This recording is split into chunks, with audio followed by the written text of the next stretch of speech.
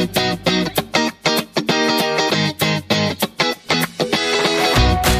minamahal ko San Juanenyo, ito po yung lingkod, Mayor Francis Zamora. At ito po ang ating kwentuhan tuwing Lunes. Hindi ho tayo 11 a.m. ngayon sapagkat kakatapos na po ng inaugural session ng ating 8th City Council kung kaya tayo po ay nag-set ng isang 1 p.m. kwentuhan sa araw na ito. At ako'y mabati sa bawat isa at naway kayong lahat ay nasa maayos na kalagayan. Una po natin papag-usapan ngayon ay ang paglabas po ng Tropical Storm Bising sa Philippine Area of Responsibility at naramdaman nga natin ang epekto ng bising nitong mga nakarang araw. Ganon din ang epekto ng habagat. At alam ko po, ang madalas na tinatanong nitong mga nakarang araw ay ang tungkol sa class suspension. At napakaraming panayam na po ang aking isinagawa sa ating mga kaibigan sa media nitong mga nakarang araw. At pinapaliwanag ko nga po na tayo po ay nasasakupan ng isang DepEd Department Order kung saan nakasaad po dyan ang mga panuntunan ng pagsuspende ng klase. Pag-usapan po natin ang mga rainfall warning. So kapag yellow rainfall warning, ang mga mayors po ay merong discretion o sa ibang salita ay binibigyan po tayo ng otoridad na mag-suspend ng classes kung sa tingin po natin ay kinakailangan po itong gawin. Ngunit talaga ang napakahirap po rito ay una-una, wala naman po tayo talagang 100% assurance na malalaman natin ano ba ang weather pattern sa loob ng isang araw. Kahit kayong weather pattern sa loob ng ilang oras ay minsan talaga napakahirap malaman sapagkat kahit sabihin niyong umuulan po ng 5 a.m., maaaring pagdating na 6 a.m. ay tigil na pong ulan o minsan baliktad po, no? Kung hindi naman po umuulan ng 5 a.m., biglang 6 a.m. po ay malakas na ang pag-ulan. So napakahirap po talaga i-forecast ito at nagbabase rin nga po tayo sa Pag-asa. Ang mga datos na binibigay po sa atin ng Pag-asa ang pinagbabasihan natin at ito po ay lumalabas ng 11 p.m., 2 a.m. at 5 a.m. At kahit nga minsan yellow rainfall warning, wala namang ulan. Kahit minsan signal number 1 o 2, wala namang pong ulan. Minsan naman po kahit walang rainfall warning, meron pong ulan. So talagang napakahirap. But please bear in mind that ako po bilang mayor, I will always err on the side of caution. Ano ibig sabihin yan? Mas conservative po tayo pagdating ng class suspensions. Ang ibig sabihin nun, I would rather suspend classes kahit sabihin mong biglang tumigil ang ulan. Mas mabuti nag-suspend tayo kaysa hindi po tayo mag-suspend at biglang maipit na ating mga mag-aaral sa kanilang mga paaralan, hindi sila makauwi o di kaya malagay sila sa mga alanganing sitwasyon. So please, just always trust the judgment of Mayor Francis Zamora. We are not perfect, definitely. Nagkakamali rin po tayo pagdating sa ating mga forecasting sapagkat wala naman po talagang makakapagsagawa ng isang perfect forecasting. So a lot of it really entails judgment and discernment. So please just continue to monitor the situation. Kami naman po ay nag-set up na po ng isang sistema kung saan minomonitor nga natin ang ating forecast, no? At ganun din ang weather patterns po natin to the best of our ability. Okay, so next, kakatapos lang po ng ating inauguration at oath-taking noong June 30. So tayo po ay formal ng nanumpa para sa ating ikatlo at panghuling termino bilang mayor ng lungsod ng San Juan. Ganon din po si Kong Bel Zamora sa kanyang pangalawang termino. Ganon din po si Vice Mayor Angelo Cuili para sa kanyang unang termino. Una dahil ang kanyang pag-upo ngayon bilang Vice Mayor ay based on succession.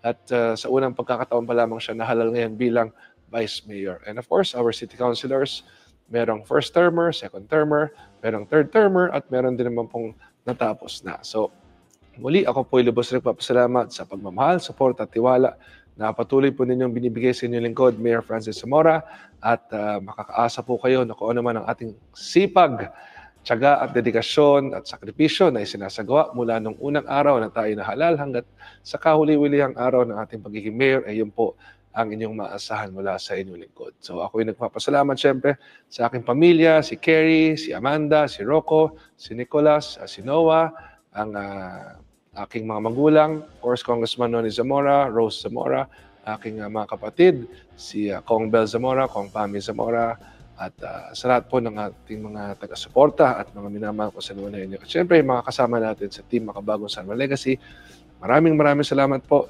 sa inyong pagmamahal, suporta at tiwala na patuloy na binibigay po sa akin. At maraming salamat po sa pagkakataon ito na muling makapaglingkod po sa lungsod ng San Juan. Of course, noong June 30 ay nagdiwang din ang aking anak na si Amanda ng kanyang 24th birthday. At noong June 26 naman po, nagdiwang ang aking anak na si Nicolas ang kanyang 15th birthday. So itong June talaga ay sunod-sunod pong mga activities natin all the way towards July. So yan po ay isang mahalagang araw po para sa atin. At ito nga ang huling pagkakataon na tayo po ay manunumpa sa katungkulan bilang punong lungsod ng San Juan. At ngayong umaga naman po ay kakatapos lamang ng ating inaugural session ng 8th City Council ng lungsod ng San Juan. Ito po ang ating konseho kung saan ito po ay pinamumunuan ni Vice Mayor Angelo Coili at kinabibilangan ng ating mga konsel mula sa una at pangalawang distrito, ang ating Pangulo ng Barangay Captains at ganoon din po ang Pangulo ng ating SKA Federation. So yan po ay naganap kanina at binanggit ko nga ho kanina sa ating mensahe na inaasahan ko po ang 100% support ng ating City Council, bagay na mula nang tayo po ay naging mayor ng 2019 ay binibigay na po ng ating konseho sa atin. At sa tulong po nito ay naisa sa katuparan natin ang lahat ng mga proyekto at programa natin dito po sa lungsod ng San Juan. So again, congratulations to the 8th City Council. Rest assured that I'm here to support you 100%. And of course, patuloy tayo magtutulungan para sa kabuuan at katuparan ng ating makabagong San Juan legacy. Okay? So, next, good news po na post ko po ng isang araw na ang Commission on Audit po ay naglabas ng isang unmodified opinion. Anong ibig sabihin ng unmodified opinion? Ibig sabihin po niyan ay nasa ayos po ang pananalapi ng lungsod ng San Juan base po sa assessment ng Commission on Audit. Tandaan po ninyo, ang COA po ang sumusuri sa finances ng City Government of San Juan kung tama po ang paggamit natin ito, kung tama po ang pag-report natin ng ating mga gastusin at pananalapi, at base nga po sa kanila ay meron tayong unmodified opinion. So sa lahat po ng naging bahagi ng pagkilalang ito, lalong-lalo na yung ating Local Finance Committee at mga kawani ng pamahalang lungsod, at ganoon din mga opisyales ng lungsod ng San Juan, congratulations po sa atin sapagkat malaking bagay po ito para sa ating pamahalang lungsod. Patunay lamang na maayos po ang pamamalakad ng ating makabagong San Juan. So let's keep up the good work at talagang ang pagkilalang ito ay dapat nating ipagmalaki. Next, para po sa mga naghahanap ng trabaho, magkakaroon po tayo ng Mega Job Fair sa July 17 at ito po ay sasagawa sa San Juan City Hall Atrium mula 8 a.m. hanggang 3 p.m. So ito po, magdala lamang ng government-issued ID, ballpen, maraming kopya ng inyong resume, CV o biodata at mag-apply at ma-hire on the spot. So gamitin po natin ang pagkakataong ito na makapaghanap ng trabaho, magpuntahan po tayo dito sa ating Mega Job Fair on July 17, 2025. Again, Thursday, 8 a.m. to 3 p.m. Okay, next, nung isang linggo ho, ay nagkaroon din tayo ng pirmahan ng kasunduan with the province of Aurora. At ito naman po ay sa pamamagitan ng pagdalaw po rito ng kanilang Vice Governor at ang kanilang mga provincial board members. So muli, maraming salamat po sa ating bagong kapatid, ang lalawigan ng Aurora, sa inyong pong pagdalaw. And we're looking forward to a fruitful sisterhood relationship. At alam naman po natin, sa pamamagitan po ng mga sisterhood relationships, ay marami po tayong natututunan mga best practices o yung mga magandang ginagawa ng iba't ibang mga lokal na pamahalaan outside of Metro Manila. Halimbawa nga niyan, ang lalawigan po ng Aurora. At ganoon din po ang bayan ng Baler na nasa mismong lalawigan ng Aurora ay last year pa lamang ay kapatid na po natin sa pamamagitan ng isang sisterhood agreement. Ngayon naman po ang buong lalawigan na po ng Aurora ay kapatid na po natin. So thank you very much for this opportunity and we look forward to strengthening our relationship. And sa mga nagtapos po ng 4Ps, congratulations po sa inyo. 130 families po ang nagtapos sa 4-piece program. Ibig sabihin yan, self-sufficient na po sila. Sila po ay nakakatayo na sa sarili nila ng mga paa. At ito po ay bagay na pinagdiriwang po natin sapagkat sa hamon ng buhay na nakalilang hinarap ay nalagpasan nila ang mga ito. At ngayon nga po ay hindi na po sila umaasa sa 4-piece program sapagkat nalagpasan na po nila ang mga pagsubok na ito. So congratulations to our 130 4-piece families at bilang tulong po sa kanila na ay naghandog po ang pamahalaan ng Luzon, San Juan ng 5,000 pesos per 4-piece family na nagtapos. At ito po ay sa bisa ng isang ordinansa na authored po ni Councilor Bea de Guzman na pinasa po ng konseho na pinirmahan po ng inyong lingkod, Mayor Francis Zamora, bilang isang ganap na ordinansa at ating pong naipatupad na po yan. So congratulations again to the 4-piece graduates at asahan niyo po na bagamat tapos na po kayo sa 4-piece program ay nandito po rin po ang inyong pamahalaan ng Luzon ng San Juan handang sumuporta at tumulong po sa inyo lalong-lalo na sa inyong mga pangangailangan. So next po, no? Bukas, sa Wednesday ay magkakaroon po tayo ng SPES payout at Public Assistance Center payout. So yung SPES ay ating special program for the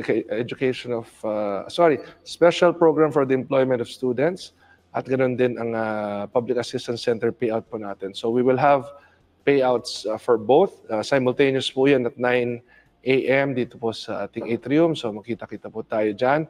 Ang ating PESO office po ay makikipag-ugnayan sa mga SPES beneficiaries at ang ating Public Assistance Center naman po ay magte-text po sa mga beneficiaries po ng ating payout.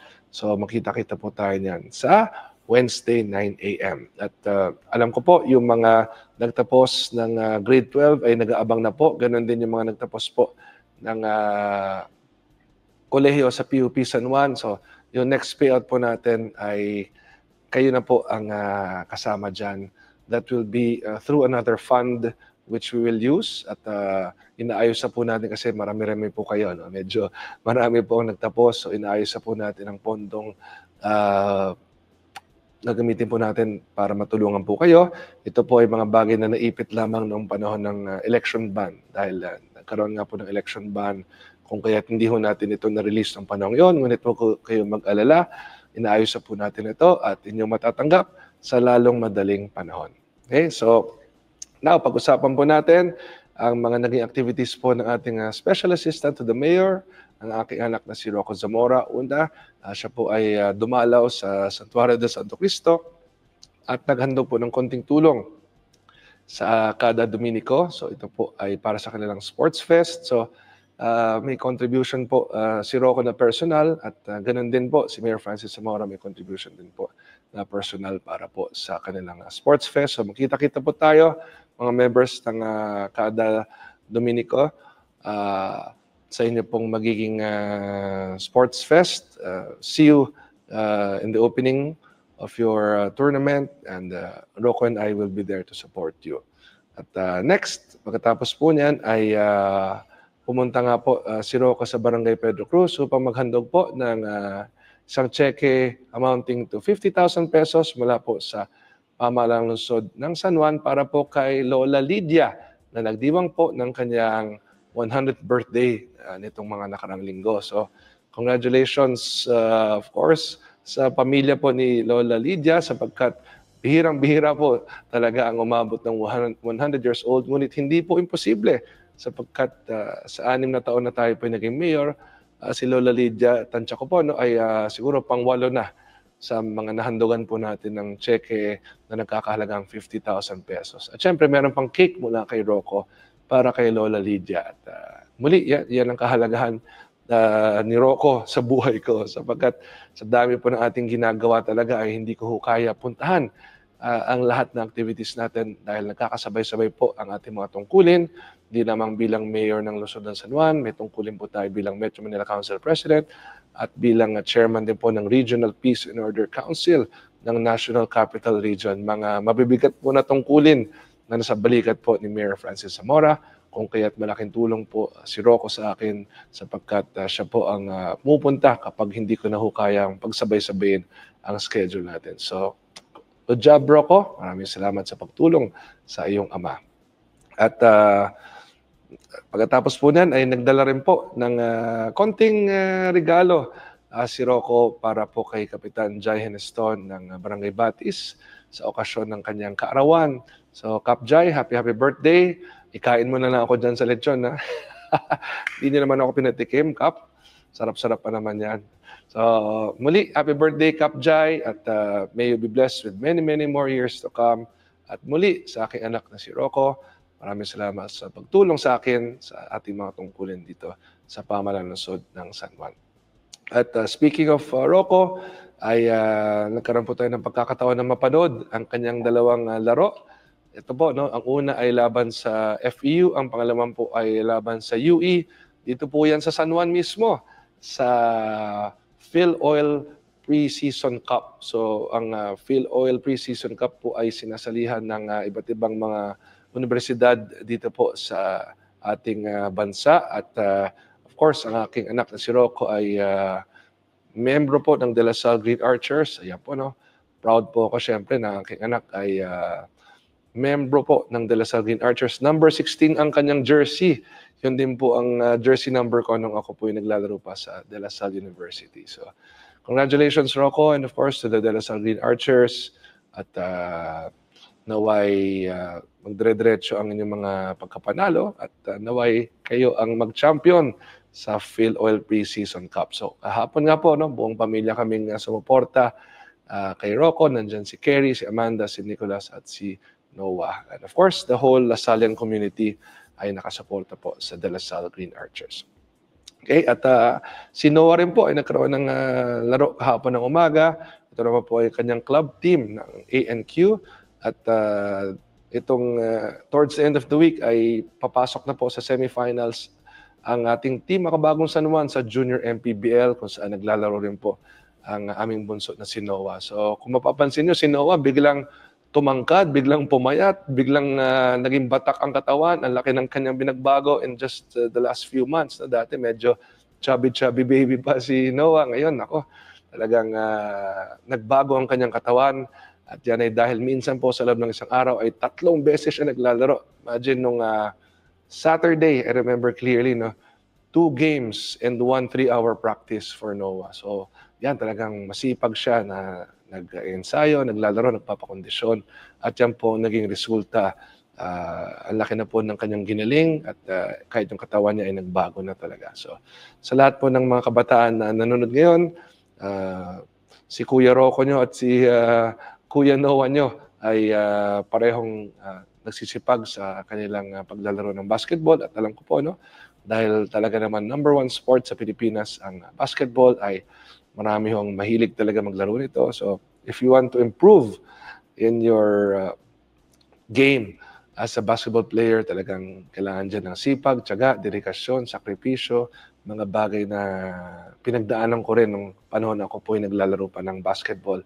At ang lahat yan ay humubog po sa pagkatao ni Mayor Francis Zamora, ang kasipagan, ang dedikasyon, of course, the perseverance, the resiliency, yung ating push really to achieve our goals. No? Talagang dyan ako natuto na maging masikasig, maging masipag, at maging matyaga. At syempre yung tibay ng loob sapagkat hindi naman sa lahat ng pagkakataon tayo nananalo.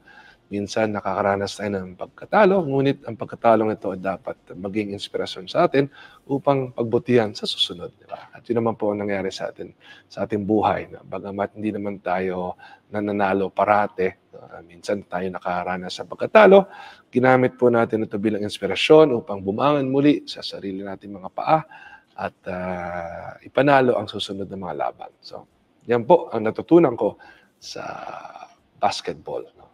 So, next, of course, I'm very happy that our family is complete. Si Amanda po ay umuwi rito sa Pilipinas upang mag-attend po ng ating inauguration at oath-taking ceremony at of course, upang ipagdiwang ang kanyang kaarawan at ang kaarawan ng kanyang kapatid na si Nicolas. So, I'm enjoying every single day of it dahil in a few days, babalik na po si Amanda sa ibang bansa at mamimiss ko naman po ang aking unika iha Kaya ho, sa lahat ng mga merong mga anak, no, enjoy natin ang panahon na kasama natin ang ating mga anak dahil darating ang panahon na lalaki sila, magkakaroon ng sariling mga buhay at yan ang mangyayari. Talagang hindi na sa lahat ng panahon tayo magkakasama because may kanya-kanyang buhay na po sila. No? So buti na lang nga wala pang mga asawa at mga boyfriend at girlfriend ang mga anak ko dahil mas nakakasama ko pa sila. So enjoy. Let's enjoy our time with our children, of course, with our families. Let's take care of our families. Let's take care of our spouses, ating mga asawa. Alagaan natin, mahalin natin, ating mga pamilya, ating mga magulang. Lalong-lalo na gaya ko po ng aking mga magulang. Medyo nandun na po ang kanilang edad. No? So we have to always take care of them. Make sure that they're in good health all the time and really let us maximize this time with them dahil pare-parehas pong tumatanda ang ating mga magulang. So ito talaga ang payo ko sa lahat. And of course, before we end our Facebook Live, muli, nais kong paalala, meron po tayong hotline, ang 137135. Kung meron po kayong mga pangangailangan, tawag lang po kayo rito, di kayo dumalaw sa aking tanggapan, dito po sa 4th floor ng San Juan City Hall. Diyan niyo po matatagpuan ng Mayor's Office. At ganoon din po dito mismo sa City Hall, nandiyan po ang ating Public Assistance Center. So please, kung meron po kayong kailangan, huwag niyo na pong i-text si Mayor sapagkat sa dami po ng mensaheng mapasok sa aking cellphone, di ko na po talaga nababasa lahat yan sabay-sabay sapagkat patong-patong po yan. Sa totoo lang, almost 1,000 messages a day. Halo-halo na po yan. Text, Viber, WhatsApp, Telegram, lahat na po. No?